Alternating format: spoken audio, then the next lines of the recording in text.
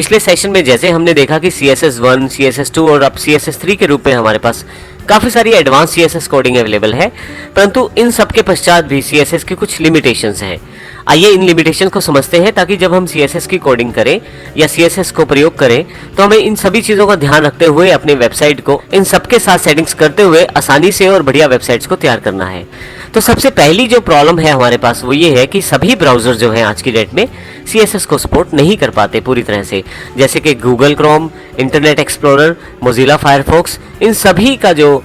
Support रहता है वो CSS को पूरी तरह से नहीं रह पाता है। अर्थात कुछ एक एलिमेंट्स ऐसे रहते हैं जिनको ब्राउज़र डिपेंडेंट सपोर्ट मिलता है। कई बार कुछ एलिमेंट किसी एक ब्राउज़र में अलग तरह का डिस्प्ले आउटपुट प्रयोग करते हैं और कहीं पे किसी दूसरे ब्राउज़र में CSS एलिमेंट दूसरे प्रकार का आउटपुट प्रयोग करते हैं।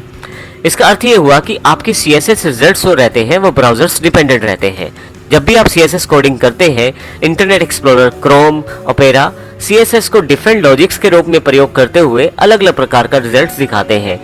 हम हालांकि कुछ हद तक इन सभी चीज़ों को CSS कोडिंग के द्वारा कंट्रोल कर सकते हैं, जिसमें काफ़ी सारी लाइंस को ब्राउज़र डिपेंडेंसी के अकॉर्डिंग प्रयोग करते हुए, जैसे कि मान लीजिए मैं मोजिला में अपनी वेबसाइट को टेस्ट करता हूं तो उनमें अगर कुछ कमी रहती है मोजिला फायरफॉक्स ब्राउज़र के अकॉर्डिंग तो मैं कुछ खास लाइनों को इंक्लूड करके उस प्रॉब्लम को सॉर्ट आउट कर सकता हूं। इसी तरह से क्रोम का प्रयोग करते हुए यदि किसी कारण से मेरे पास कुछ चीज़ों की कमी रहती है तो वहां भी कुछ लाइंस या CSS कोड्स को प्रयोग करते हुए क्रोम में उन सभी वेबसाइट्स को टेस्ट किया जा सकता है, जिससे कि जब मैं मोजिला फायरफॉक्स या क्रोम में उस वेबसाइट को खोलूं तो दोनों तरफ एक जैसा ही आउटपुट मेरे पास आए। इसके अतिरिक्त हमें CSS की कोडिंग को जनरेट करने के लिए